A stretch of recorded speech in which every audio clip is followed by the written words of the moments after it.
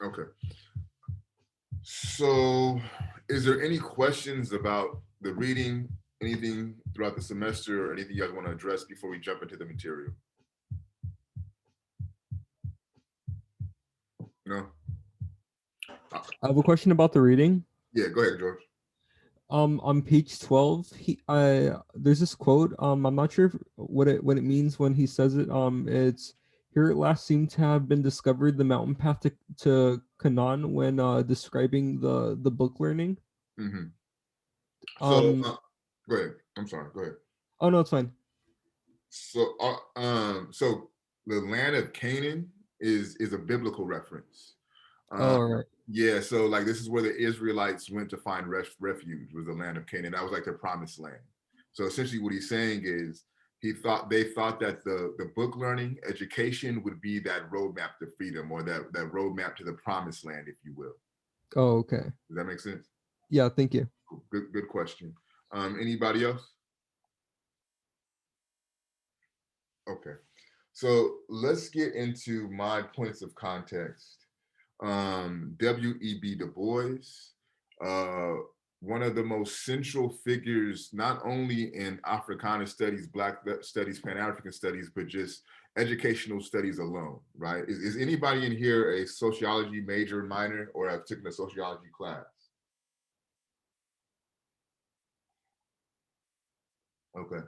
So, by and large, if you are familiar with sociology, then you know the works of Marx, you know the works of Max Weber, you know the works of Durkheim. These are like the central figures of the sociology canon. Okay, these individuals were Du Bois's contemporaries. So he literally went to school and he was classmates with Marx, Engels, and these types, right? He was responsible for bringing the first sociological study to the United States with the publication of his book, The Philadelphia Negro. W.E.B. Du Bois is the first Black man to graduate with his Ph.D. from the University of Harvard.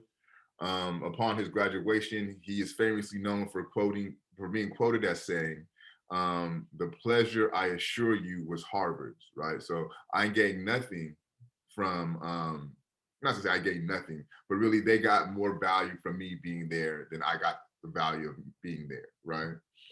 Um, One thing about Du Bois and his life as an intellectual, there's a great evolution that takes place. Um, he's more famously known initially for this concept and this notion of the talented 10th. And the idea of the talented 10th is to take the 10% of African people who have access to education, have access to the limited social uplift that Black people were afforded at that time, and task them with educating the other 90% through a gradual process, right? This is the notion of the talented 10. Du Bois is also one of the figureheads of the NAACP. He is one of the founding members of the Niagara movement, which was one of the first Pan-African movements that took place. He is one of the organizers of the first Pan-African Congress. In his later years, Du Bois makes his transition in Ghana. Under the direction of the president of Ghana, Kwame Nkrumah, he was tasked to produce the Encyclopedia Africana. So he literally writes a encyclopedia of Africana thought while in Ghana as his last thing before he makes his transition. Um, I could literally go on, right? Like Du Bois is a seminar within himself. Um, but one of his more famous texts is The Souls of Black Folks. It's the title of the book that we read. This is published in 1903, excuse me. So very early on. And that's why the writing is kind of done in the way that it is, and it sounds the way that it does. But to me, it's exquisite writing. It's magnificent. Um, so what I'm going to do is read a little bit from the forethought. You guys didn't have access to this, but it's a lot of gems that he places in the forethought on how to go about reading this text. And he says, "Herein lie buried many things which, if read with patience, may show the strange meaning of being Black here in the dawning of the 20th century, right? So what's key for me is patience, right? Herein lie buried, that's another key point as well. Things are buried, right? So you have to kind of dig deep, you have to excavate to get the meaning of what DuBois is getting at when you read this text. Many things which, if read with patience, right? So you have to be patient with the text. It will show you the strange meaning of being Black here in the dawning of the 21st century. This meaning is not without interest to you, gentle reader. So he's provoking you to be gentle, right? He's calling forth for you to be gentle in your assessment of his work in this text, right? So patience, being gentle, and you're gonna have to dig deep, okay? For you, sorry, this meaning is not without interest to you, gentle reader, for the problem of the 20th century is the problem of the color line. I pray you, then receive my little book in all charity, studying my words, forgiving my mistakes, and foible for sake of faith and passion that is in me. So be patient with me, right? Be gentle with me, right? Forgive my mistakes, because if there are mistakes made, it's due to my passion about the subject matter, right? So he's instructing you on how to read the text. He says, faith and passion that is in me, and seeking the grain of truth hidden there, right? So think about how small a grain is. And he's saying within my passions, within my mistakes, there's a grain of truth hidden. So you're gonna have to be patient, you're gonna have to dig deep, you're gonna have to read slow, right? You're gonna have to be gracious with me as you uncover this grain of truth that I buried within the pages of this text, right? So he's providing you an instruction on how to engage the reading. And then he starts off with the Negro spiritual. Did anybody read the Negro spiritual at the top?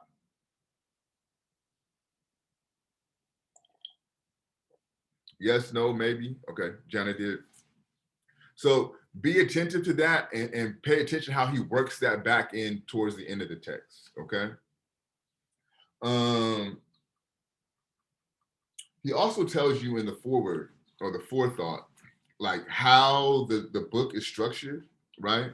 He says in the first two chapters, I have tried to show what emancipation meant to them. He's talking about the freely enslaved Africans, meant to them, and what was its aftermath. So we know from that, right, that this chapter is going to deal with what emancipation meant to the newly freed Africans. So this is going to be the focus of this chapter.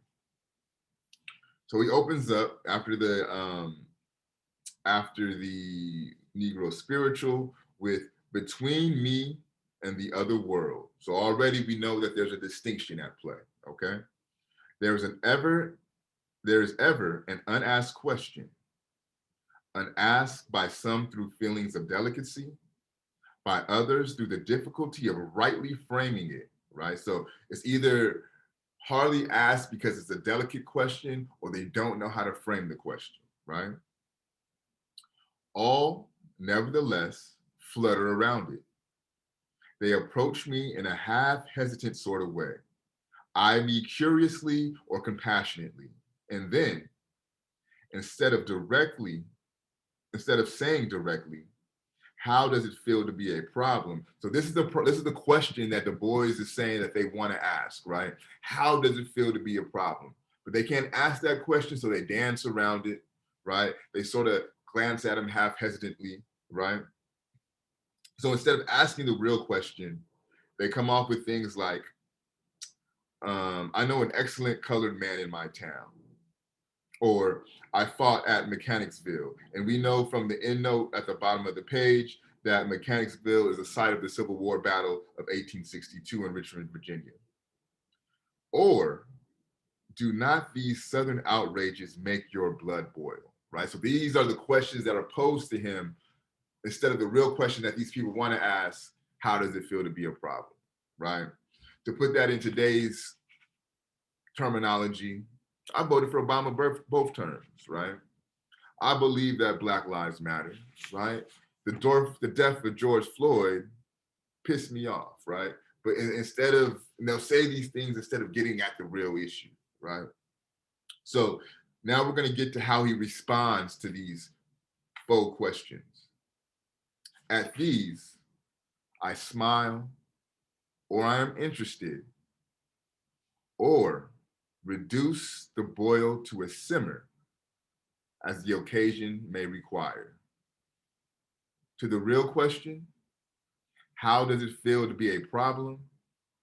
I answer seldom a word, right? So this is how he responds to this engage that he articulates on page 7, right? So let me ask you, he says he smiles, or I'm interested, right? Or there's this term, reduce the boiling to a simmer. What does that mean? What does DuBois mean when he says he reduces the boil to a simmer?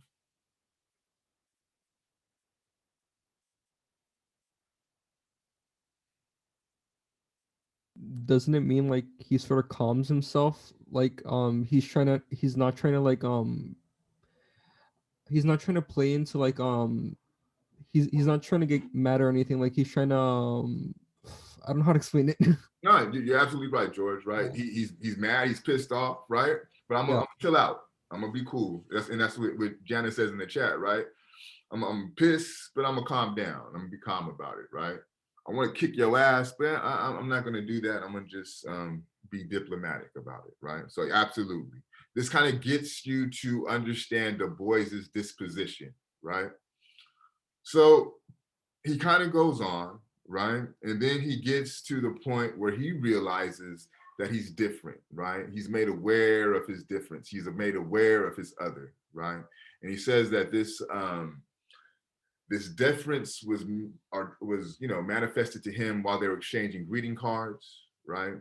And a white girl rejected his greeting card, and it is through this we have the veil introduced for the first time, right?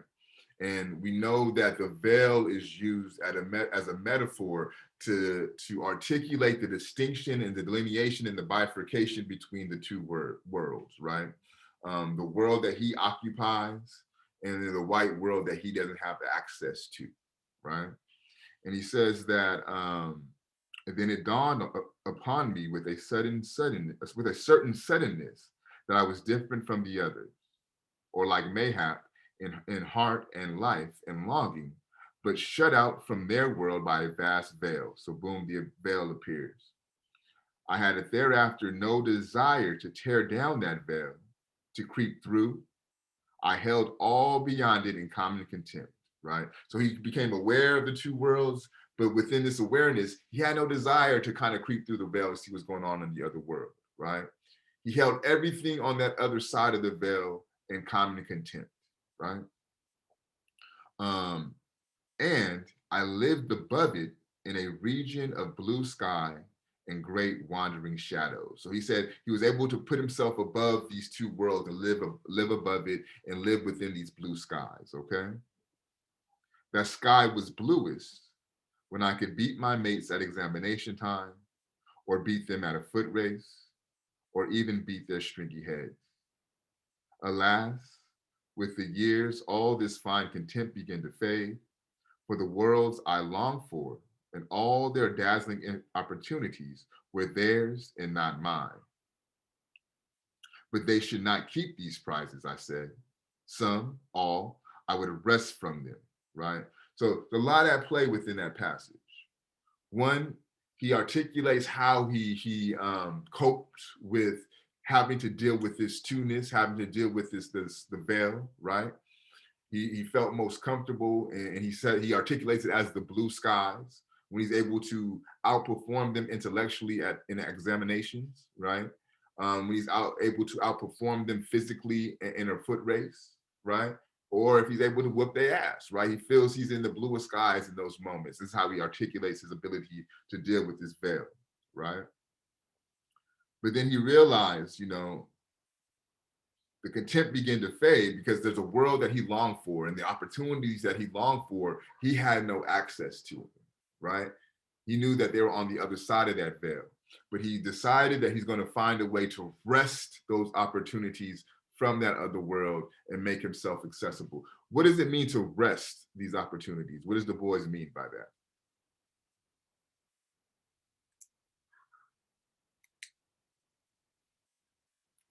Y'all all right?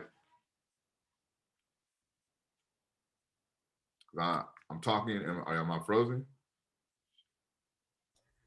Can you repeat the question? So, If I may weigh in. yeah, please somebody weigh in. So I'll repeat the question and then I'll allow you to, so he says, right, that he realizes these opportunities are on the other side of the veil in the other world, okay? But what he decides to do is to wrest those opportunities from the other world. What does it mean to wrest those opportunities from the other world? What is he articulating by saying that? So if I may, I think I don't know if I'm interpreting it right, but I think he's kind of like understands that it's like, as he's saying it, it's another world. So he's kind of like setting it aside, and it's kind of like, you know what, I'm gonna let this go for now, since it kind of seems out of reach. Right. So Wilmer, that's how he starts off at first, right? And he says that's when he held that other world in common contempt, right? But then he realizes that there's opportunities that he wants on that other side, that being on his side of the veil doesn't give him access to, right? But he says, I'm going to wrest those opportunities for myself. Oh, I see. So what does it mean to rest? What does that mean? What do you think that means? That he's kind of not gonna give up on him. He's going to take them, right? He's going to find a way to siphon, to steal, to grab, right? Those opportunities, to wrestle away, to snatch away those opportunities and make them his own, right? The first Black man in Harvard, right? Being able to go and be educated in Germany and be in classes with the likes of Karl Marx, right? These are opportunities that were on the other veil, on the other side of the veil, that he stole for himself and allowed himself to make his own, right? This is what he's talking about when he says, I'm going to wrest these opportunities. And not only in theory, right? This is things that he actually did in his real life, right? The first Black man to graduate from Harvard, right? They made him go back and get his master's again. That's why he went to Germany, right? So they did all in their power to keep him from getting that PhD, but he got it anyway, right? I'm going to wrest these opportunities from them. So as we move to page 9, he introduces this notion of double consciousness. He says, it is a particular sensation, this double consciousness, this sense of always looking at oneself through the eyes of others, of measuring one's soul by the tape of a world that looks on in assumed contempt and pity. One ever feels his two-ness, an American, a Negro, two souls, two thoughts, two unreconciled strivings, two warring ideals in one body, whose dogged strength alone keeps him from being torn asunder. So this is what this idea of double consciousness is, right? It's being taught to see yourself the way that the others see you, the way that the white world views Blackness, right? So if you think about all the negative stereotypes that are purported on the Black body, right? So it's understanding those stereotypes, but then understanding them and believing them, right? And viewing yourself through those prisms, right? But then also knowing how you view yourself and how your community views Blackness, right? So that's this two-ness at play, right? He says, to an American and Negro, to the two-ness, right? Two souls, two thoughts, two unreconciled strivings. Now this word strivings, it becomes very important. Who could tell me the title of the chapter? Did anybody peep that, what the title of the chapter is?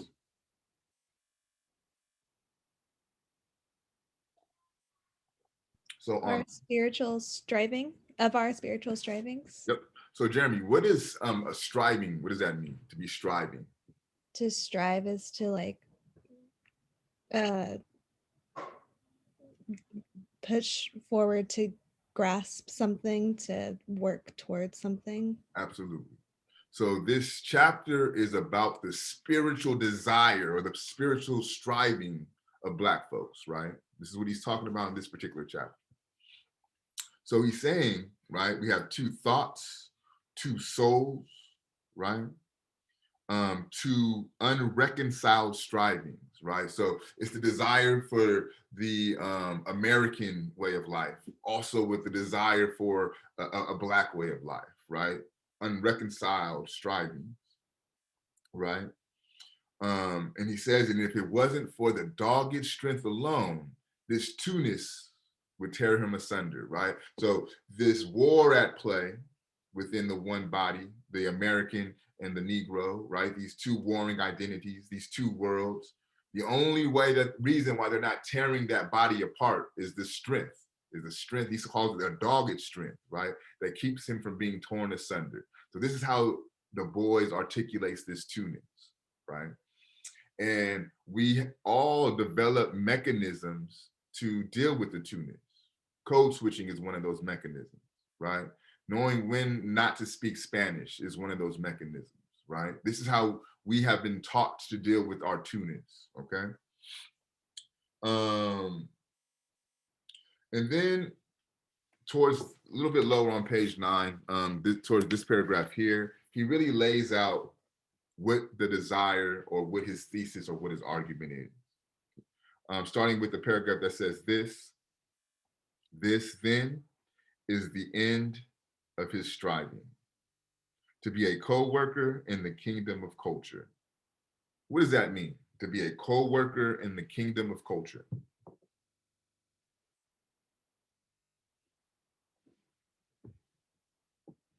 So what's a co-worker? Somebody that you work with in the workplace. So Janet, is that co-worker your superior? Equal. Equal, right? So to be a co-worker, we know that it means to be equal, right? So what does he mean by this notion of in the kingdom of culture?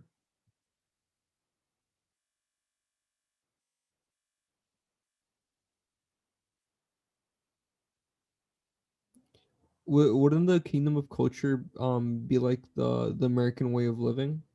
Since earlier we were talking about the conflict between the Negro soul and the American soul. Kind of. Yeah. Kind of. It would be more so, George, in the sense of having Black culture be included into this American dream or to this American identity, right? That's where this notion of the co-worker comes into play, right? So I want jazz music to be recognized just as well as country music, right? I want soul food to be recognized just as important as, I don't know, whatever American food you call it. I don't know what that is. But the cultural nuances within the Black community, he's desiring it for it to be recognized as equal to all other cultural nuances within the American lexicon. Does that make sense? Yeah, I got it. Yeah, so your culture is the co-workers with it, and he's saying this is the end of the striving, right? This is what the soul of the Black folks is striving for, right? To be a cultural equal or cultural co-worker, right? Let's see. So we'll move to page 12. Actually, page 11. So page 11, think about last week's reading and think about how Gomez articulates the progression and the regression of freedom, right? They were emancipated from enslavement, but then they were placed into sharecropping. Then they kind of dealt with sharecropping, then they were placed into Jim Crow and Black codes, right? And then once they kind of dealt with the Jim Crow and Black codes, the Ku Klux Klan came on the scene, right? So the progression and the regressions of liberation. So think about that as you go in, as I read from page 11, the second paragraph, starting with the first. The first decade was merely a prolongation of the vain search for freedom the boon that served ever barely to elude their grasp. So all that's saying is freedom was evading their grasp. They weren't able to grab a hold of freedom, right, for the first 10 years after emancipation. Like a tantalizing, I don't know what will-o'-the-wisp is. I just move on, right? Maddening and misleading the headless host. The Holocaust of war, the terrors of the Ku Klux Klan, the lies of the carpetbaggers, the disorganization of industry, and the contradictory advice of friends and foes left the bewildered serf with no watchword beyond the old cry for freedom, right? As the time flew, however, he began to grasp a new idea. The idea of liberty demanded for its attainment powerful means. And these, the 15th Amendment gave, right? So he's talking about an evolution at play, right? So he articulates all the difficulties that came after emancipation, right? The same thing that Gomez articulates. But then he says there's a shift that happens. And they start to realize that the ballot, the 15th Amendment, is the means to access this freedom that's been eluding them for so long, right? So be attentive to the shift. And then he comes to reconcile this notion of double consciousness.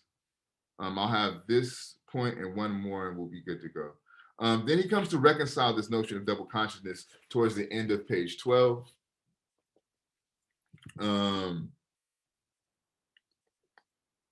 I'll start with, for the first time, it's kind of in the middle of the page, towards the bottom of the paragraph. For the first time, he sought to analyze the burden he bore on his back. I'm sorry, let me go back a little bit further. In these somber forests of his striving, his own soul rose before him, and he saw himself, darkly as through a veil. And yet he saw in himself some faint revelation of his power, of his mission.